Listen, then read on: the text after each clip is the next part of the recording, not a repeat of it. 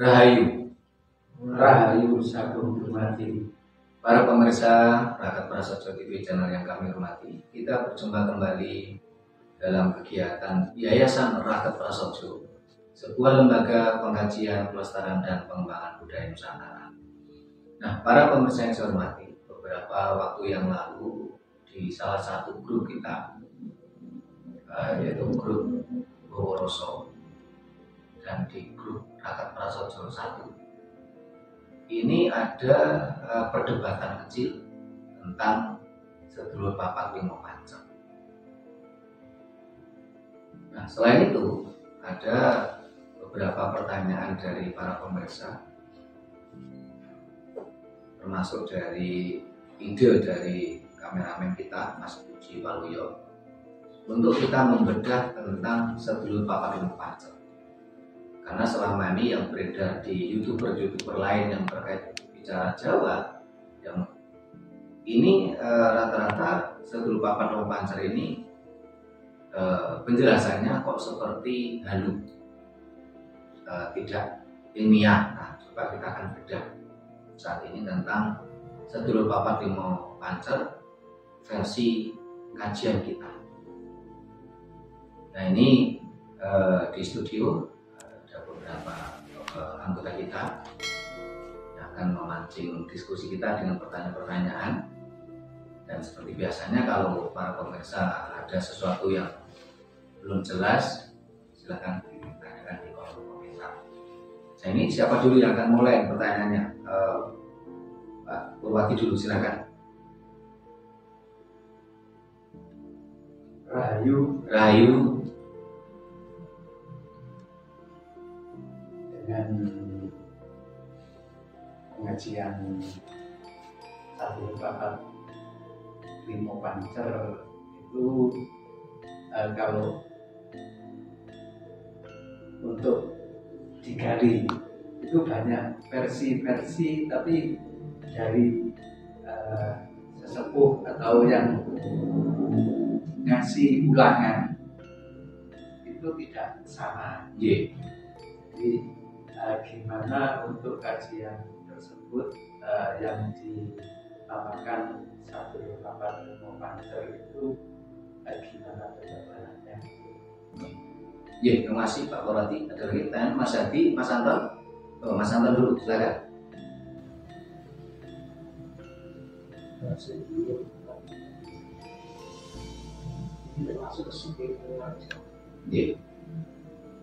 Yang diantaranya adalah dari sifat nafsu, sifat nafsu, permainan, amarah, subjek, dan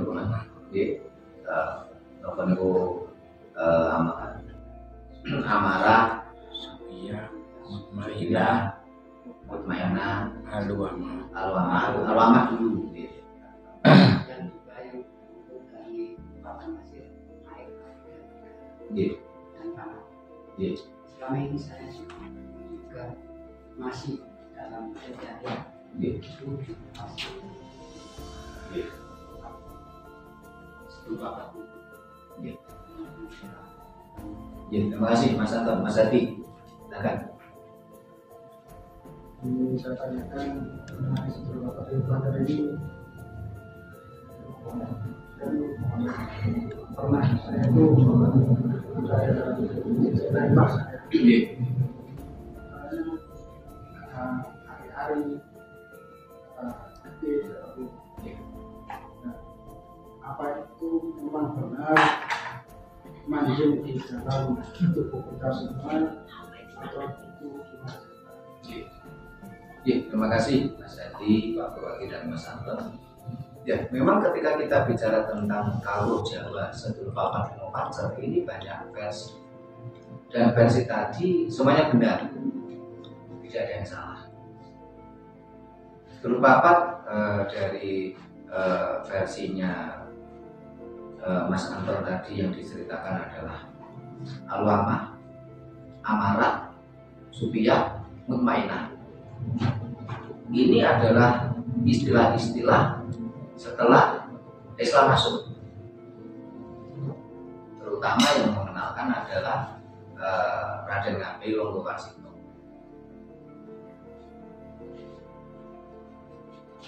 Ada juga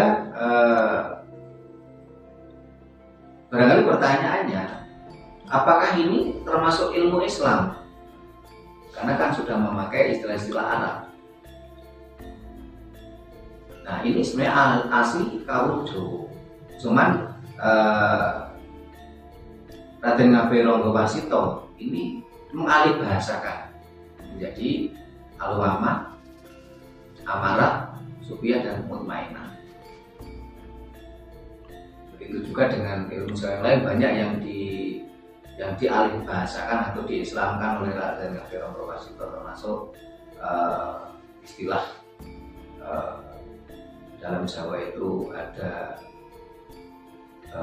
Sukmo Sejati, Toyo Nalar, Toyo Roso, dengan istilah itu Baitul Muharram, Baitul Muqaddas, dan satunya lagi Baitul Adha. Ini istilahnya Ronggowarsito. Tetapi ini di dalam pengertian ilmu Sedulur Papat Nomo Pancer ini di dalam Al-Quran tidak ada. Ini asli kamu Jawa.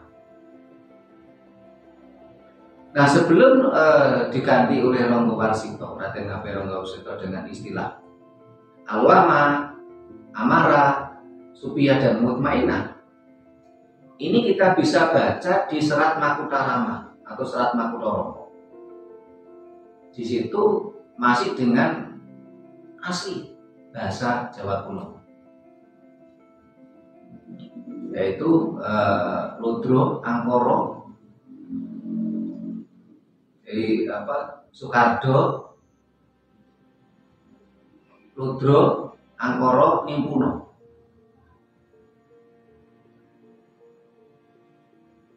Urutannya sebelah balik, jadi di Angkoro, Ludro, Soekardo, Nimpuno. Ini urutannya.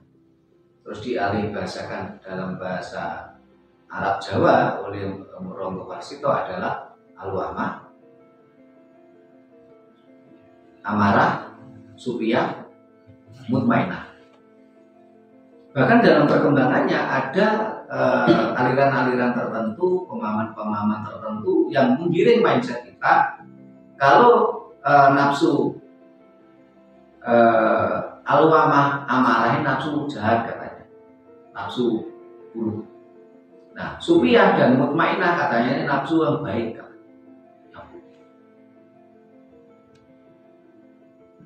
Padahal kalau kita bicara itu, 4 nafsu tadi adalah merupakan semua nafsu yang ada di manusia. Semua nafsu tadi ya baik ya buruk. Ini kalau dalam pengertian Sedulur Papat Nomo Pancer diartikan nafsu yang disampaikan oleh Mas Anton tadi. Al-Wamah, Amarah, Sufiyah, Mutmainah. Ini nafsu ini sama-sama ya baik ya jelek, tergantung kita bagaimana kita pengendaliannya. Contoh umpamanya Al-Wamah.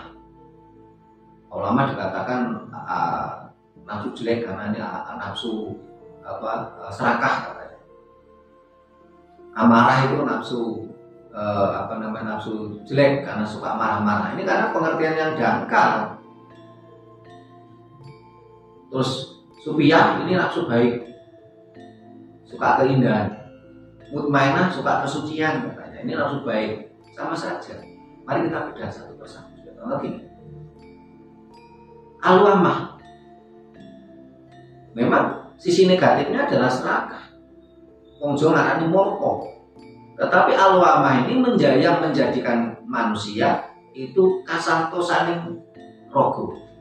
Karena Al-Wamah inilah yang menjadikan manusia itu punya nafsu untuk makan. Coba kalau manusia nggak punya nafsu makan, sakit kita. Al-Wamah adalah nafsu kita untuk kasantosaning rogo. Terus amarah. Amarah itu bukan kok marah. Marah dan amarah berbeda. nafsu amarah yang menjadikan manusia itu ingin berkembang.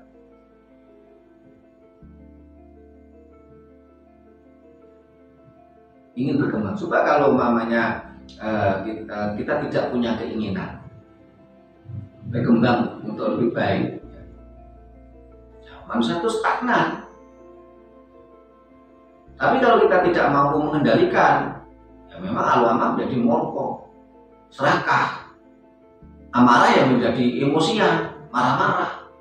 Jadi semua tergantung pengendalian kita. Terus supiah, nafsu suka keindahan. Ini nafsu baik kata orang. Iya, nafsu baik. Tapi kalau pengendaliannya kurang, jadi negatif. Nafsu supiah adalah nafsu kita suka keindahan, suka lawan jenis. Kalau pengendalian kita kurang, ya mohon maaf, akhirnya terjadi banyak pelecehan-pelecehan seksual. Walaupun perempuannya tadi sudah dibungkus rapat, hanya cuma matanya saja yang kelihatan. Tapi kalau kita tidak mampu mengendalikan nafsu supiah kita bisa nggak karu-karuan. Tapi kalau tanpa nafsu supiah, ya kita nggak punya keturunan, kita nggak suka keindahan. Karena disitulah fungsinya nafsu supiah. Suka lawan jenis, suka keindahan, tapi tetap harus pengendalian. Mutmainah, katanya ini nafsu baik, orang suka kesucian. Ini juga bisa jadi nafsu jelek. Ketika seseorang ingin meraih kesucian, ingin mendekatkan pada Tuhan, tapi dia tidak mampu mengendalikan apa yang terjadi. Dia akhirnya merasa sok suci sendiri. Dia merasa paling dekat dengan Tuhannya sendiri. Akhirnya dia memendam orang lain. Merasa dirinya paling benar. Merasa dirinya paling suci. Merasa dirinya paling dekat dengan Tuhan. Terus orang lain dianggapnya salah. Dirinya yang paling benar. Dirinya lah paling suci. Dirinya paling dekat dengan Tuhan. Akhirnya menjadi negatif. Sebelum papat, pancernya siapa? Pancernya adalah sang hidup. Orang Jawa bilang sukma saja. Ini salah satu versi nafsu. Ada versi lain. Sebelum papat diartikan 4 anasir alam. Selama ini orang mengatakan anasir tanah, air, api, dan udara. Kalau dalam bahasa Jawa kuno sebenarnya bukan tanah, tapi apa itu kepadatan. Kepadatan itu bisa tanah itu sendiri, bisa batu, ya. Di dalam tubuh kita ada tulang kita. Terus tanah, air, 4 elemen alam. Api, udara. Ini 4 anasir. Dan ini saudara kita. Tanpa 4 anasir ini ya manusia bukan lagi namanya manusia. 4 anasir alam ini tidak seimbang, pasti kita sakit. Kalau ada yang hilang salah satu, kita bukan lagi namanya manusia. Tapi apa? Sudah mayat. Kalau ada yang kurang salah satunya. Coba kita bayangkan, namanya anasir air hilang, kita udah bukan manusia lagi.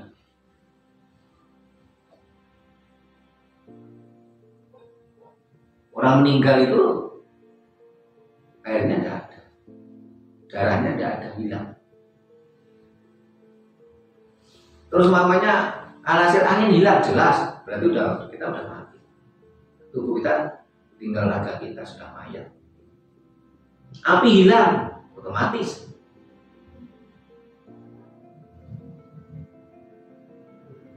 Karena tubuh kita ini hangat.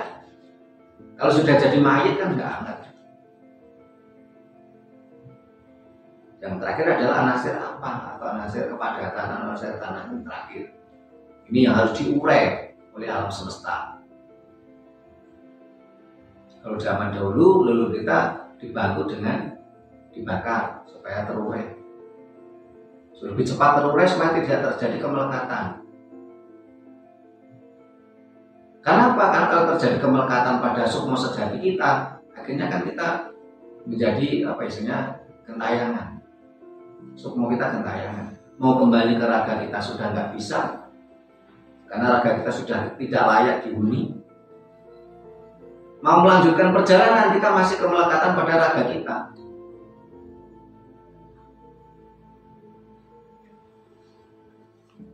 Ini konsep leluhur kita, sehingga seharusnya memang dibakar supaya tidak ada kemelekatan. Sukma sejati kita biarkan melanjutkan perjalanannya ke alam berikutnya, tidak kemelekatan. Akhirnya menjadi kita menjadi penghuni kuburan. Sehingga kalau kita cermati akhir-akhir ini kan kuburan-kuburan terutama di tanah Jawa ya, ini kan cenderung angker gitu. Karena ada kemelekatan antara sukma sejati kita terhadap raga kita. Karena dalam satu sisi seharusnya sukma sejati kita melanjutkan perjalanan ke dimensi lain, tapi dalam satu sisi masih kemelekatan terhadap raga kita. Akhirnya menjadi penghuni kuburan.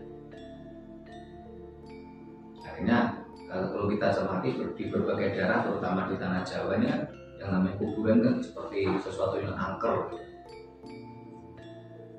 Karena adanya sukma sejati yang kemelekatan tadi. Ini kalau dilihat dari 4 anasir alam. Sedulur papatnya apa? 4 anasir alam tadi. Sejatinya siapa? Yang sedulur papat lima pancarnya siapa? Pancarnya adalah sang hidup atau sukma sejati. Ini apakah ini ada yang salah? Enggak, semuanya benar. Karena selama ini kan ada beberapa aliran-aliran kepercayaan kejawen itu menjelaskan itu cuma satu versi. Sehingga kadang-kala kalau muridnya dogmatis, pengkutusan kadang-kadang menyalahkan aliran lain. Padahal sebenarnya ini kita jelaskan semua. Sedulur papat bisa dalam versi nafsu, yaitu alwama, amarah, supiyah, mutmainah. Ini versi Ronggo Warsito. Kalau versi Jawa kuno adalah Rudro, Angkoro, Sukardo, Mingkuno. Ini bisa kita baca di Serat Makutoro. Versi 4 anasir alam, api, air, ya, api, udara, air, tanah. Tanah itu yang terakhir, karena tanah itu yang terurai terakhir. Yang hilang pertama apa? Angin. Yang kedua apa? Api. Yang ketiga yang hilang adalah air. Yang terakhir adalah tanah. Ada versi lain, sedulur papat nama pancar, apa itu? Kakang kawah, adiarari, getik, tali pusar. Dan sedulur papat ini semuanya hilang. Kakang kawah hilang. Setelah kakang kawah itu duluan keluar dari rahim ibu kita, satu hilang. Setelah itu baru lahir bayi.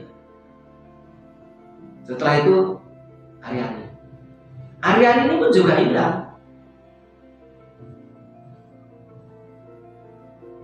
Sehingga banyak di dalam tradisi kita, ini Aryani kan ditaruh di gendok, terus dengan segala ukur rampenya, terus dikubur kalau laki-laki di depan rumah, di luar rumah, kalau perempuan di dalam rumah. Ini selama 35 hari hilang. Kalau di negara lain, terutama kemarin sempat muncul itu di Tiongkok, ini karena ari-ari ini atau plasenta ini memang bisa menghaluskan kulit, mempercantik kulit, meregenerasi sel-sel kulit, sehingga plasenta ini dibuat sabun. Kita kurang tahu apakah yang dibuat sabun plasenta ini plasentanya manusia ataukah plasenta hewan.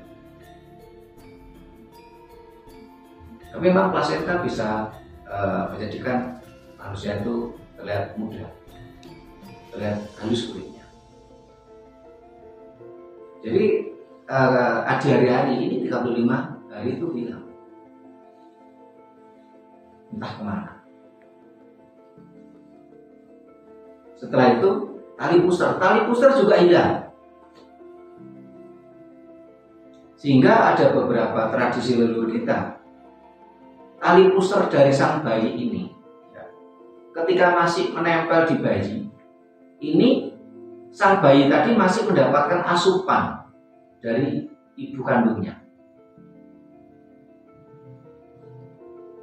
Sampai si bayi tadi cuplak pusar.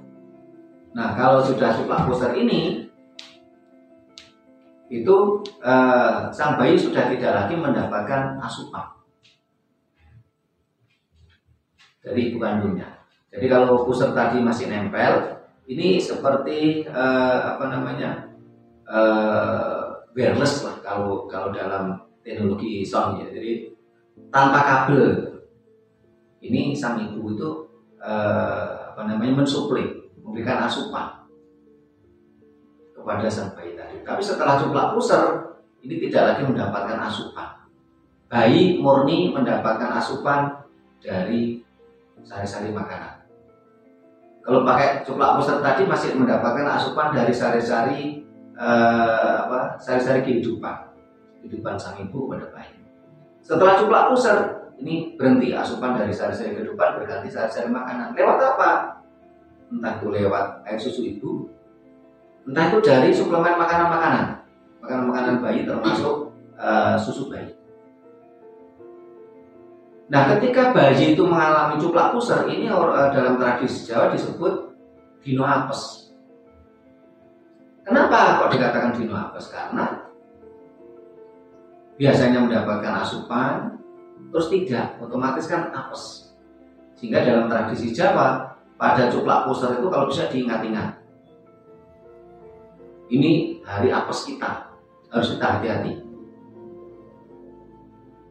Biasanya cuplak pusar ini ini hari ketiga, hari kelima, atau hari ketujuh. Paling lama itu hari ketujuh biasanya. Paling lama, yang paling banyak itu hari ketiga dari hari kelahiran kita. Ini dari kakang kawah ada hari-hari getih lan tali pusar. Ini sedulur papat kita.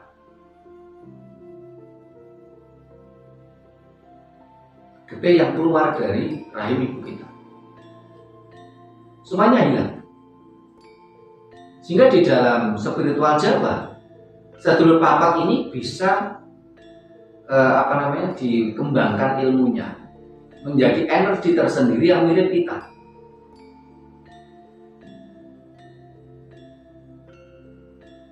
Kakang kawah, Adhiadari, getih lan tali pusar.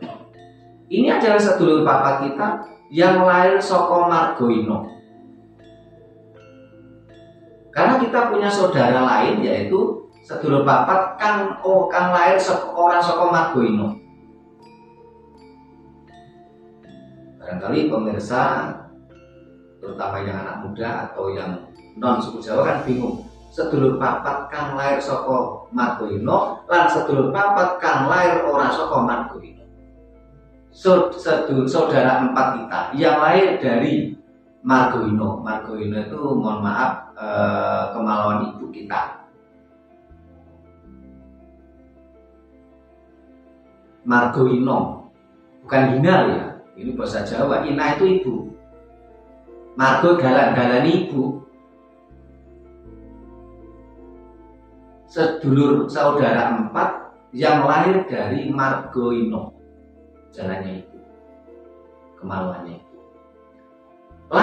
Dan saudara empat yang lahir dari bukan dari margoino. Saudara empat yang lahir bukan dari margoino. Apa saja? Nah, ini kebetulan Pak Purwati, Mas Anton ini kan sama-sama sudah punya istri, walaupun sekarang Mas Anton jomblo ya sudah, tapi kan pernah punya istri dan pernah punya anak. Coba ingat-ingat istri kita ketika melahirkan anak kita, ini kan keluar dulu kawah, setelah itu bayi, ya. Terus hari-hari getih tali pusat, getih yang bercampur dengan bayi. Terus yang lahir tidak lewat jalannya ibu. Pak Purwati masih ingat nggak apa itu? Coba ini kertas juga ini. Para pemirsa juga biar penasaran ini. 4 saudara kita yang lahir tidak lewat Margoino atau kemaluan ibu. Iya, untuk di Kawro Jawa itu kan kalau dari Simbah dulu itu yang tidak keluar dari Margoino itu di waktu mimpi balik itu kan mengeluarkan istilahnya dengan kalau laki itu mani, jadi kalau untuk perempuan itu Telur. telur. Nah itu beda, itu bukan saudara kita yang lahir tidak lewat Margoino. Jadi pada waktu ibu kita melahirkan kita atau istrinya Mas Purwati melahirkan anaknya, ini ada 4 juga bersamaan. Pertama apa? Keringat. Keringatnya ibu waktu melahirkan kita itu berbeda keringatnya ibu dengan waktu ibu bekerja.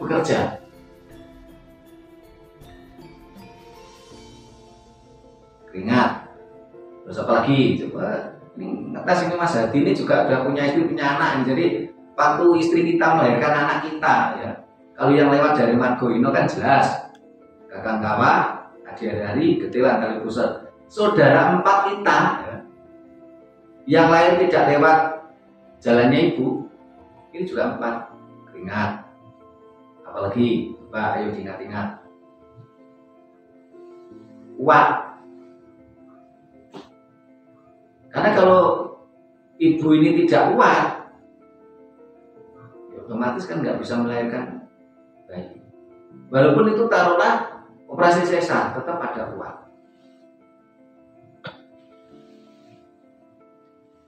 Nah, Mas Hadi ingat? Iya, Pak. Nah, coba Pak, Mas Pur nggak ingat, Pak Pur tidak ingat ini ya, malah larinya coba Menginjak balik gitu. Iya itu ilmunya. Apa Mas Hadi masih ingat apa? Ingat. Uap. Ya, pertama itu uap. Uap, Terus uap itu kan ngedeng uap. istilahnya bukaan, Pak. Bukaan, nggih. 1 sampai 9. Nah, atau saya juga lupa ini. Bukannya sampai 9 pas sampai 7 pokoknya itu berarti pembukaan. Ya, habis itu Tapi keringat dulu pertama. Ya. Ibu mau melahirkan biasanya kan keringatnya keluar ya. Keringat terus itu pembukaan itu tadi. habis itu keluar cairan putih seperti ketuban gitu, Pak. Itu yang lewat Margoino ya. Sekarang yang kita bahas yang tidak lewat Margoino. Anak saya semua aneh, Pak. Enggak ada yang sesar nih.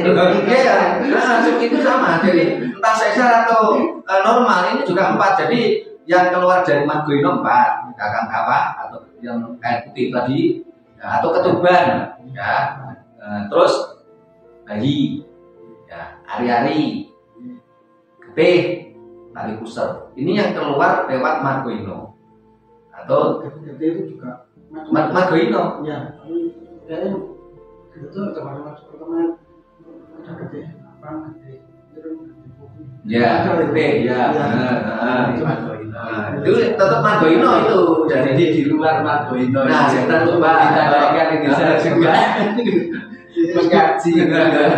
Tadi keringat, ya, Wat itu pembukaan. Tadi memang tidak lewat Goino kan, itu tidak lupa itu. Wat. Terus apa lagi? Jeritan. Setiap ibu mau melahirkan ini jerit. Jeritan. Satu ini.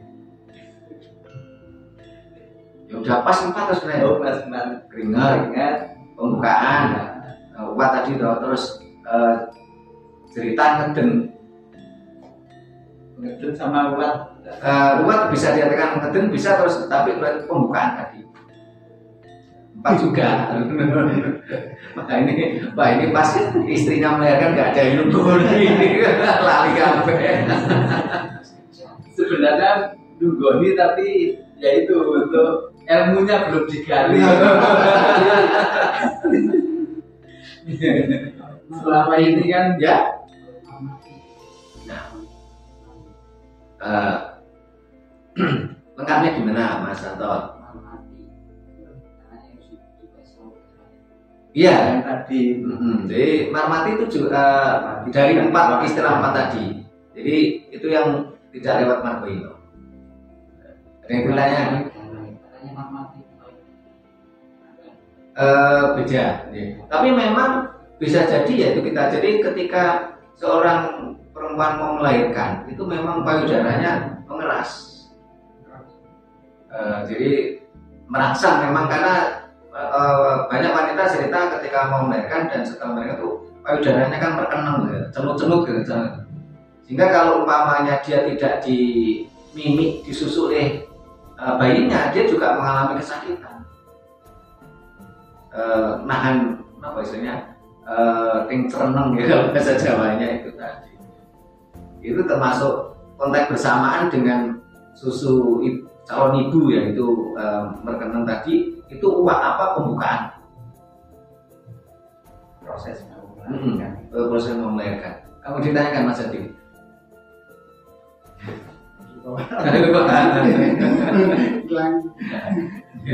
Jadi kembali ke konteks kita sedulur papat ini. Jadi sedulur papat ini banyak sekali pengertiannya. Tidak ada yang salah, semuanya benar. Kalau ada beberapa aliran kepercayaan yang hanya membahas satu versi saja, ya silakan saja, tetapi nggak perlu menyalahkan yang punya versi lain. Dan semuanya benar. Gitu. Nah, Mas Adi mau ditanyakan? Ya silakan. Ya. Ini saya pernah alami Pak ya. Ya. Ini apakah memang ada kaitannya dengan seberapa dulu Pak? Ya. Saya itu pernah melihat seseorang atau sosok yang persis sama dengan saya. Lewat di depan saya dengan pakaian sama. Ya. Apakah itu yang dimaksud dengan seberapa dulu Pak? Ya. Ya. Ya itu bisa jadi itu seluruh papatnya Mas Adi. Karena tadi kakang kawah ini juga energi. Lihat, uksa. Hari-hari ini energi. Bahkan di kemarin yang mempelopori malah Tiongkok ini. Jadi hari-hari kalau bahasa kita sana kan plasenta ini dijadikan alat kecantikan. Karena memang bisa mempengaruhi, memperbarui sel-sel tubuh kita. Cuman kita tidak tahu plasenta yang diberdayakan oleh Tiongkok ini plasenta manusia atau plasenta hewan. Sehingga kemarin dari kaum agamis itu kan mengharamkan ini sabun plasenta ini. Nah, kakang kawah hari-hari getih dengan tali pusar ini memang energi. Energi bisa berbentuk, tetapi bentuknya kan bentuk spiritual, tidak bentuk dalam artian material. Karena yang berbentuk material adalah diri kita bayi tadi. Jadi kalau sedulur papat dalam artian kakang kawah hari-hari getih dengan tali pusar ini pusatnya adalah sang bayi. Sang bayi tadi yang berbentuk material. Nah, sedulur papatnya tadi memang bisa karena sebuah energi ini bisa bisa berbentuk, tapi bukan berbentuk dalam material ragawi, tetapi dalam bentuk spiritual. Nah, sehingga melihat hal ini di dalam konteks ajaran Jawa, dalam ilmu Jawa, ini seringkali ya, ada pemahaman, ada ajaran bahwasanya ketika mengubur hari-hari tadi, ini harus kalau laki-laki di luar rumah, supaya apa? Membentuk sang bayi itu berani, memberani. Tetapi kalau bayinya perempuan di dalam rumah, supaya apa? Supaya betah di rumah, supaya tidak suka keluyuran. Karena memang konteks sosial kita, perempuan itu kan pemilik rumah, boleh bekerja tapi membantu, bukan menjadi pokok dari sebuah rumah tangga. Terus ketika kita mengubur hari-hari, ini biasanya disertai dengan berbagai pernik-pernik ya, termasuk sampai tentang cok bakal. Cok bakal itu dalam bentuk bumbu-bumbu cok bakal, supaya nanti menjadi bebakalan yang urip, ini bentuk doa. Terus biasanya ditambahi dengan tulisan-tulisan, huruf-huruf, kasih huruf Jawa, kasih huruf Latin, bahkan yang Islam kejawen ditambahi huruf Arab, tambahin alat tulis. Bahkan kemarin ini bentar tidak, ini ada yang punya ide ketika mau berhari-hari itu ditambahi gadget, HP atau gadget supaya nantinya si bayi tadi ahli teknologi. Kalau yang nonton kan besar, kuat gitu loh. Gadget kan agak kecil gitu loh, supaya pinter. Terus cara nguburnya ini harus si bapaknya tadi berpakaian rapi, berdoa ya. Terus harus pakai sandal, terus harus bebersih, entah itu mandi dulu, minimal ya cuci muka, cuci tangan, cuci kaki ya, tapi harus bebersih karena ini suci. Ini untuk hati-hati. Kalau para pemirsa mau ikut-ikutan, nanti kalau punya anak nguburnya hari-hari dikasih gadget ya silahkan, biar anaknya ahli teknologi, doanya. Tapi biasanya sering itu kan ya ada kertas, ada alat tulis ya, pulpen, terus ada tulisan huruf Jawa, huruf Latin, yang agamis ya ditambah huruf Arab, silakan. Dikasih uang. Ya biasa ada kasih uang juga di cok bakal tadi, dan uangnya uang logam,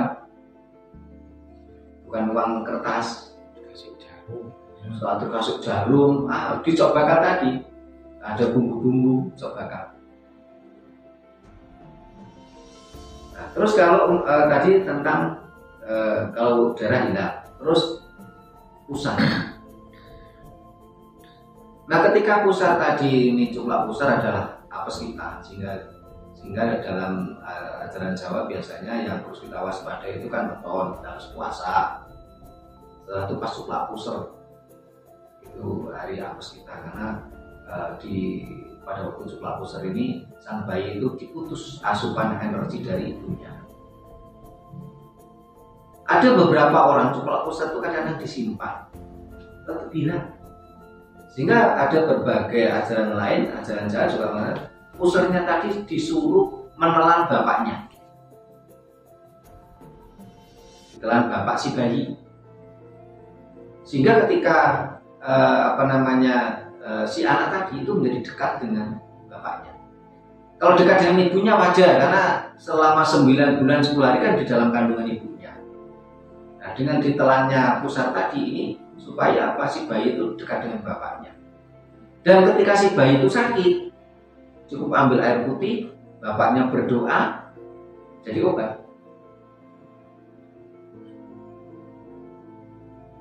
Dan ini sebenarnya sangat-sangat ilmiah, ini bukan apa istilahnya, bukan sesuatu yang berbentuk dogmatis, tidak. Karena memang pusat tadi kan merupakan sarana penyaluran energi. Ketika pusat tadi belum lepas, bayi mendapatkan asupan energi dari ibunya. Ketika masih di dalam kandungan, lewat pusat inilah sang bayi mendapatkan asupan dari ibunya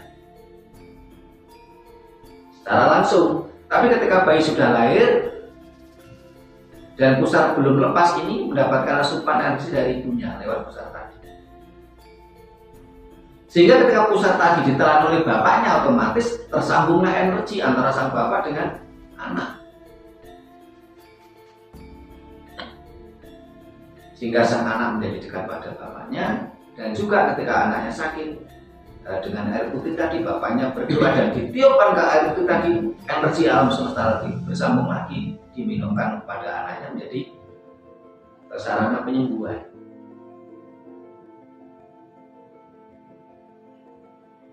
Ini sedulur papat limomancer. Dari perspektif nafsu sudah kita jelaskan, al-wama, amarah, supiyah, mutmainah.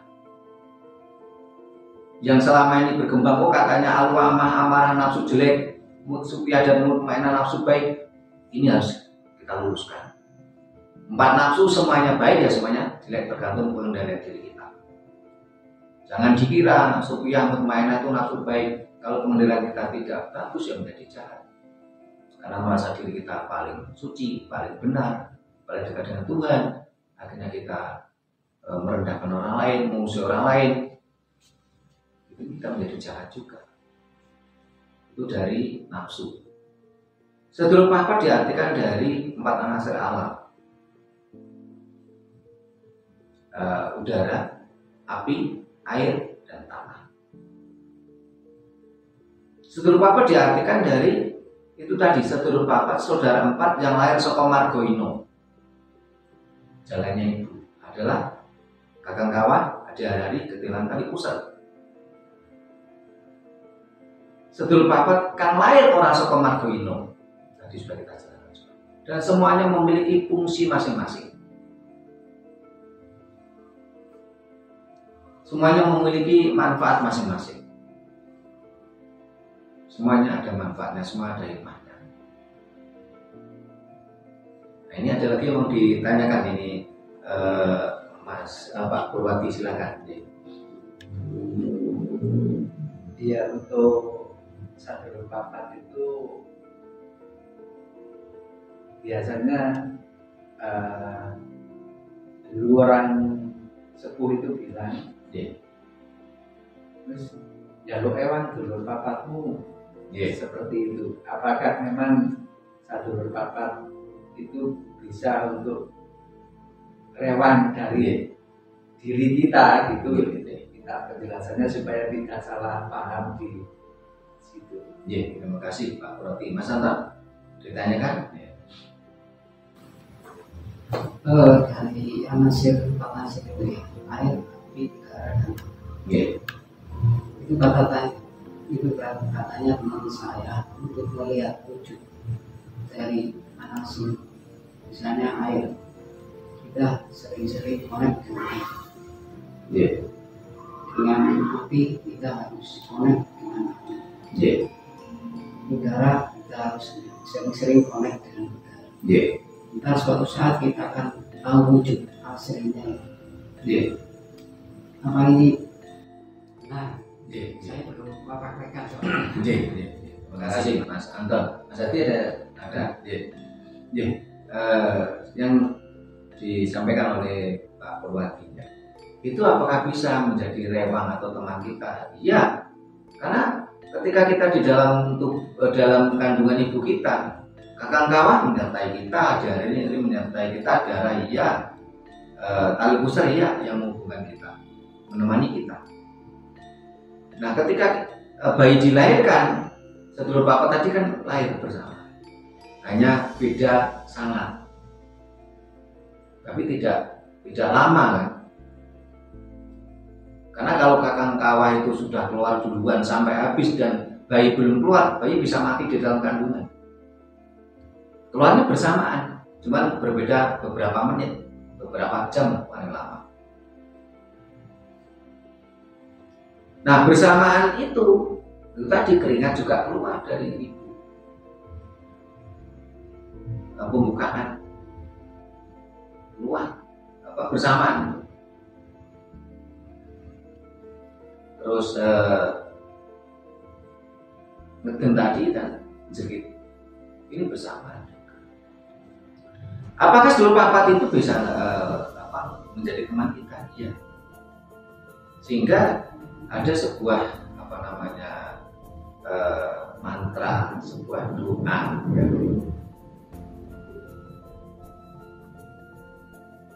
Dan ini bisa dengan bahasa apa saja, tetapi intinya kalau orang Jawa bilang dus sedulurku papat ewan-ewan ono anggonku ngomong rohku. Di dalam posisi kita sakit, kita berdoa, dus saudaraku 4, bantulah aku dalam ngomong raga, marasno raga sekolah. Ini bisa jadi doa. Dengan berdoa itu terus kita tiupkan ke air putih, terus kita minum, atau kita menyembuhkan ke anak kita. Dus sedulur papat limo pancere anakku titik-titik warasno raganiro lagi nandang loro. Karena energi gitu. Kakak kawah dari ketilang kali pusat kan ini energi. Energi bisa wujud dalam bentuk wujud spiritual, dan ini energi yang bisa supaya saling bersinergi dengan menyembuhkan raga tadi. Karena banyak juga ini adalah saudara, dan itu energi. Dan sangat logika sekali. Karena ini memang saudara keluar dari Marcolino dan yang keluar tidak normal. Ini adalah energi. Kalau pertanyaannya Mas Anton, ketika bicara tentang angin, api, air, dan tanah, ini adalah perwujudan dari raga kita. Saudara raga kita sebenarnya dan ini juga merupakan energi. Kalau kita wujudkan, ini yang memungkinkan diwujudkan dalam bentuk spiritual, ini adalah yang kakang kawah dari ketilang kali pusat. Ini secara spiritual yang bisa diwujudkan. Tetapi kalau 4 anasir antak ini adalah bagian dari tubuh kita.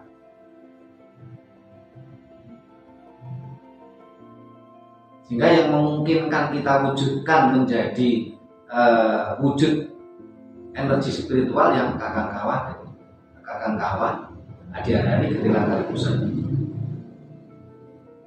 Tetapi kalau yang anasir angin, api, air, dan tanah, ini adalah bagian dari tubuh kita. Ini barangkali saya yang nggak ngerti ya, saya belum sepanjang saya pelajari ajaran Jawa, ini adalah bentuk bagian raga kita terkait dengan kesehatan kita.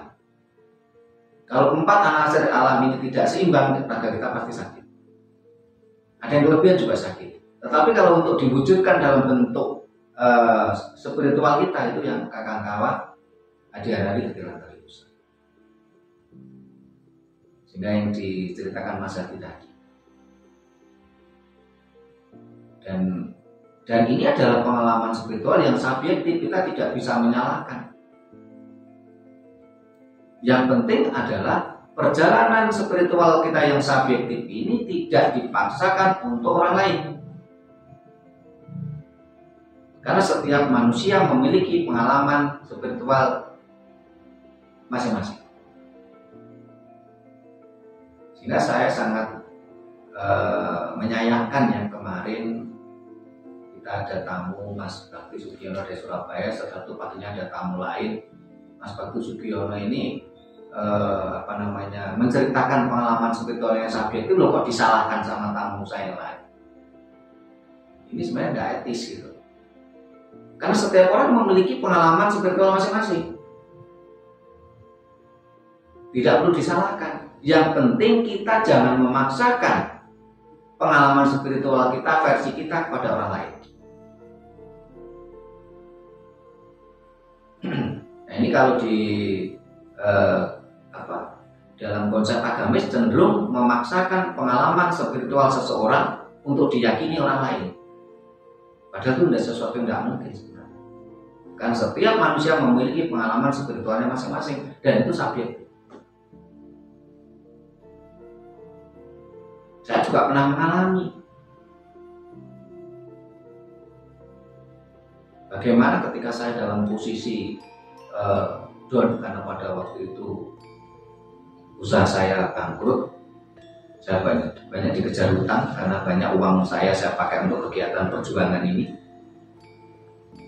Tahu-tahu ketika saya semedi itu, saya melihat tubuh saya itu tertidur di bawah. Nah, tetapi kan pengalaman spiritual saya subjektif ini kan tidak harus saya paksakan harus diyakini oleh orang lain.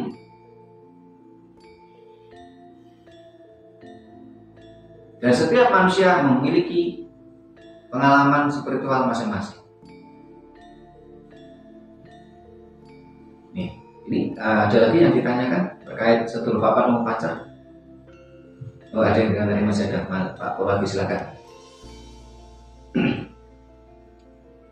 Ya, untuk pengalaman spiritual yang sedulur papat ilmu pancer itu ada yang mengatakan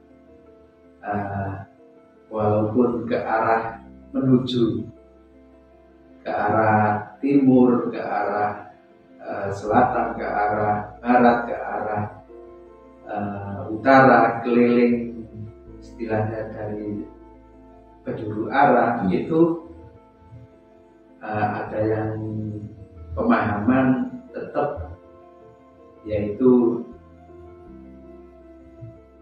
ingat atau merasa semuanya itu kehendak yang maha kuasa. Yeah. Istilahnya ya sedulur papat ilmu pancer itu tujuh pancer pun pancernya itu diri kita sendiri yang dekat dengan yang maha kuasa atau ciptaan yang maha kuasa. Itu apa memang betul seperti itu atau ada catatan yang lain? Terima kasih Pak Purwadi. Mas Anton, ada ditanyakan? Silakan. Itu juga ada yang versi ini suara kata nasib itu empat saudara itu dikatakan malaikat, malaikat Jibril, Mikail, Israfil. Iya. Ini bisa gimana ini? Apa masih ada hubungannya?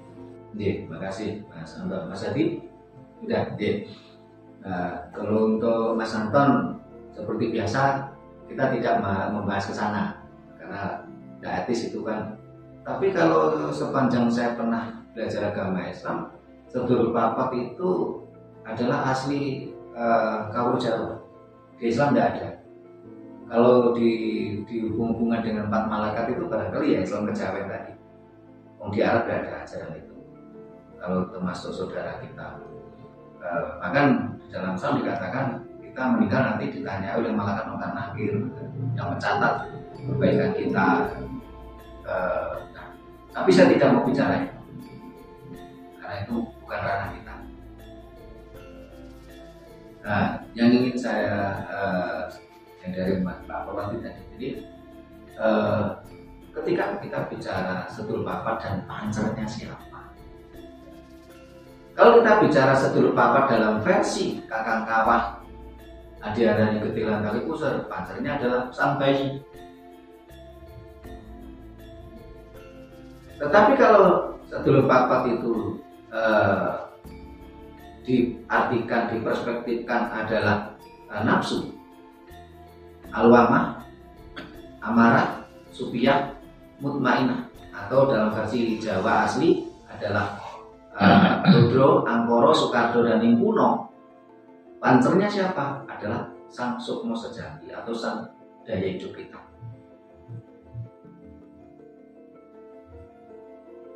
Kalau sedulur papat dalam artian anasir alam, ini anasir angin, anasir api, anasir air, anasir tanah. Tanah ini bukan dalam artian tanah, wujud tanah, wujud kepadatan atau apa dalam bahasa Jawa kunonya. Ini adalah anasir. Nah, ini pancernya juga sang hidup kita. Sehingga di dalam serat Makutarama, ketika sang hidup kita atau sang sukmo sejati kita ingin kembali ke sang maha hidup, masuk surga di dalam ajaran Makutarama, ini kita harus mampu menyempurnakan 4 anasir alam kita tadi, harus mampu menyempurnakan 4 nafsu kita tadi. Jadi sang pancer atau sang daya hidup atau sang sukmo sejati, ketika raga kita sudah tidak mampu kita tempati untuk kita kembali kepada sang maha hidup, ke alam kasampurna atau surga. Ingat, surga ini bahasa Jawa kuno ya, karena di dalam Al-Quran dan Injil tidak ada kata surga. Ini para pemirsa bisa simak video kita yang berjudul Surga itu milik orang Jawa, bukan milik orang Arab. Sudah kita jelaskan juga. Jadi ketika sang daya hidup kita atau sang sukmo sejati kita ingin kembali kepada sang maha hidup atau sukmo kawekas, kita harus mampu menyempurnakan 4 saudara kita. Harus kita sempurnakan. Ini di serat Makutarama.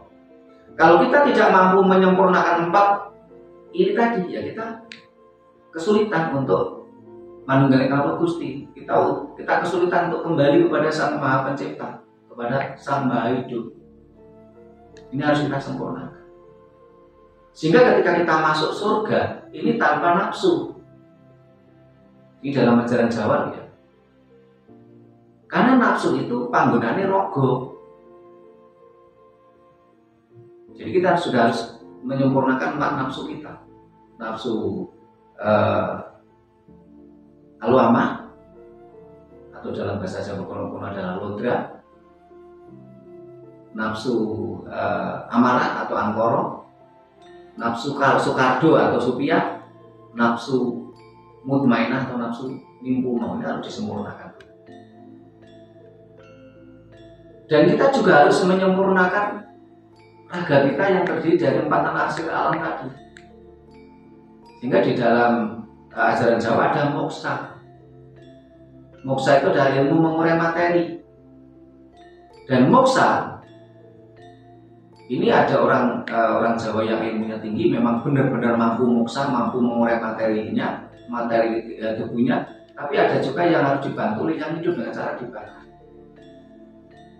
Supaya tidak ada kalau kemelekatan antara sang hidup kita dengan raga kita, dengan 4 anasir alam yang dari raga 4 yang ada di raga kita tadi. Kalau dibakar kan jelas, angin kembali ke angin, api kembali ke api, air kembali ke air, tanah kembali ke tanah. Pancernya adalah sang daya hidup. Supaya tidak ada kemelekatan. Tanpa, kalau kita sempurnakan raga kita tidak kita sempurnakan nafsu kita akan ada kemelekatan, kita terhalang untuk menuju kepada sang maha hidup. Nanti nih Pak Purwadi, ya. Ada lagi yang ditanyakan? Masih ada atau sudah cukup? Ada lagi, silakan. Ya. Jadi untuk intinya sadulur papat itu keseimbangan jiwa ya, keseimbangan raga, jadi saling membutuhkan. Uji, kalau sedulur papat memang harus seimbang. Jadi kalau sedulur papat dalam artian anasir alam harus seimbang. Kalau kurang dia sakit, kalau kelebihan dia sakit. Kalau sedulur papat diartikan adalah nafsu, harus ada pengendalian. Kalau kelebihan dia jadi jahat, walaupun itu nafsu mutmainah sekalipun katanya suka kesucian, kalau berlebihan kan jadi sok suci, sok benar, sok dekat dengan Tuhan, akhirnya jadi jahat juga. Namun, ada lebih silakan kalau masih ada. Sudah, Mas Anton. Yes.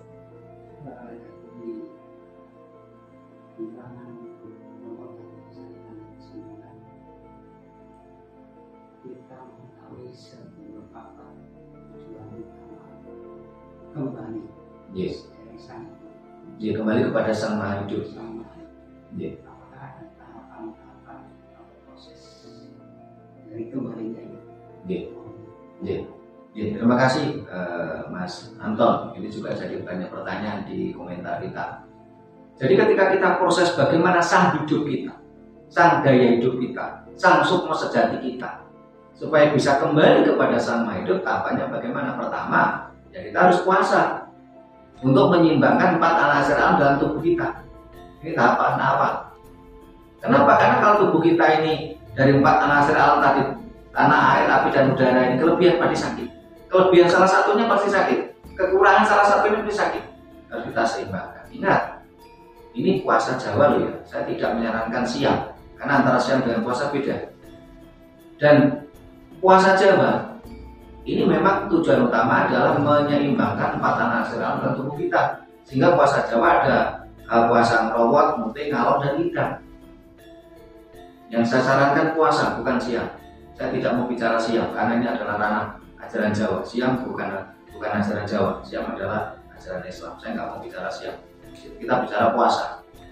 Kita harus banyak puasa. Melatih diri kita puasa. Untuk apa? Untuk menyeimbangkan 4 anasir alam dalam tubuh kita. Nah, ketika 4 anasir alam dalam tubuh kita itu seimbang, otomatis nafsu kita juga terkendali. Karena kalau nitrogen kebanyakan, pasti kita banyak emosi. Setelah nafsu kita terkendalikan, otomatis kita tidak lagi ada ketergantungan atau kemelekatan terhadap nafsu kita. Yang lama-lama memang harus kita sempurnakan. Hanya dengan setelah nafsu kita tersempurnakan, akhirnya kita bisa, sang hidup kita bisa menyatu, berkomunikasi dengan Sang Maha Hidup. Walaupun kita masih posisi hidup. Orang Jawa mengatakan apa? Ngelakoni mati sakjroning urip. Dengan cara apa? Ketika 4 anasir alam tadi seimbang, nafsu kita terkendali, otomatis apa? Kita akan mudah untuk belajar semedi. Kita untuk suwung, karena kita bisa mengistirahatkan daya nalar dan daya rasa kita, supaya daya hidup kita mampu berkomunikasi dengan Sang Maha Hidup. Inilah yang dinamakan melakoni mati sakjroning urip. Kenapa? Karena daya rasa dan daya nalar kita akan terus berfungsi ketika mendapatkan asupan energi dari sari-sari makanan.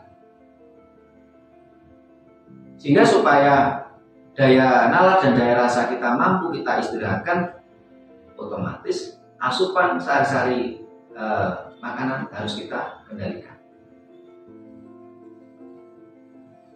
Kalau seorang bayi itu asupan sari-sari makanannya kurang, pasti daya nalarnya juga lemah.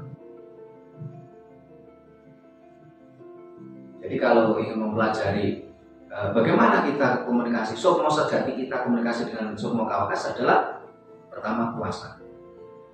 Puasa Jawa. Kita akan sehat, tubuh kita sehat, terus kita akan nafsu kita terkendali juga. Asupan energi itu bisa kita kendalikan, otomatis kita bisa mengistirahatkan daya nalar dan daya rasa kita, supaya daya hidup kita muncul dan mampu berkomunikasi dengan Sang Maha Hidup. lakoni mati sajroning urip inilah manunggaling kawula Gusti.